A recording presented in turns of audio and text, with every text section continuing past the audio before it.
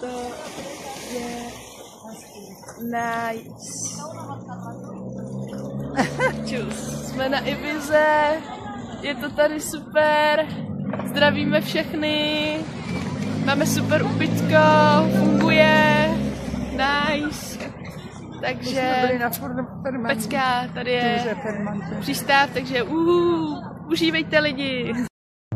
Takže právě teď dojíždíme na Formenteru z Ibizy, která je tamhle, tohle je Ibiza a před náma je Formentera, takže tamhle a tam jedem a ten trajekt trval asi 3/4 hodiny a hejbal se, chýval se a byla to docela jako sranda, takže jako dobrý, no. Takže tak. Valentina dělá velké vlny. Jo, já dělám velké vlny.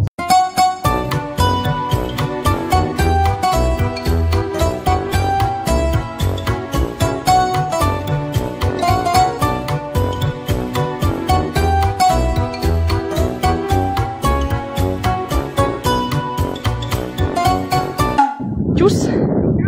Právě jsme došli na úplně super místo, krásná voda, průzračná.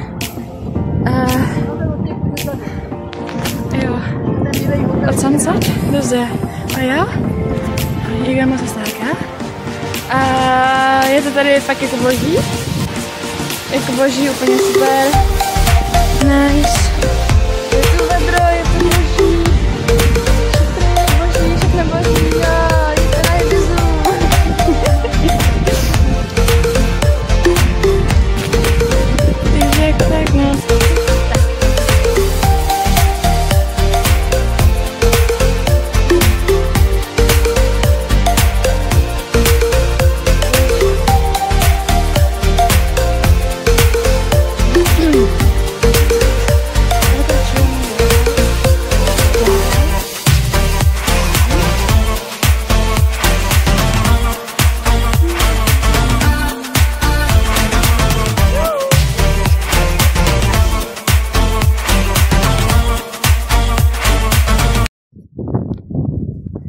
Ano, jsem totálně spálená, jak jsem řekla v tom minulém videu, který se mi tak trochu zastavilo, protože jsem zmáčkala na tlačítko vypnout telefonu.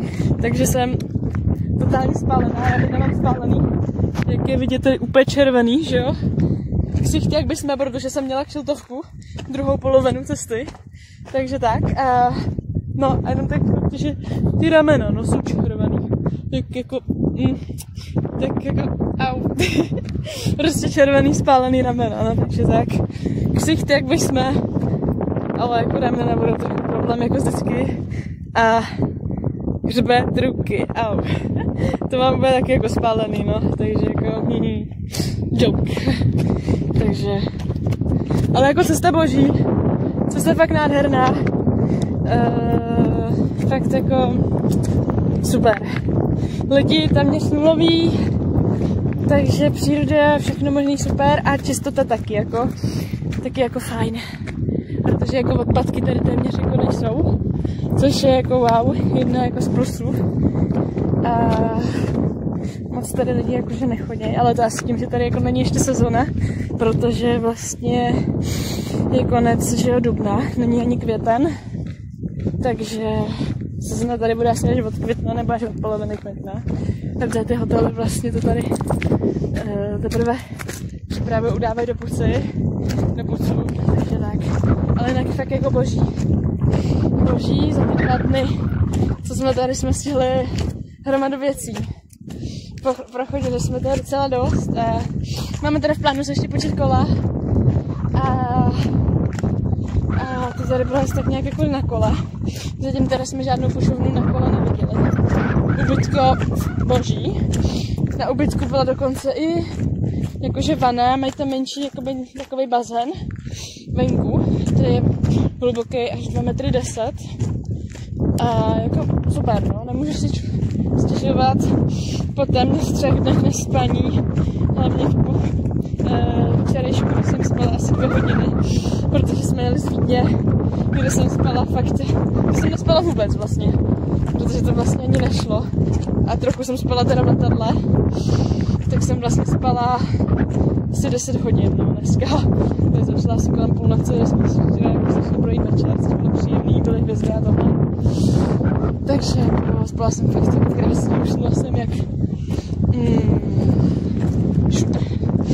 poleno jsem spala. A tohle je boží, to je díra. Tak. Takže tak.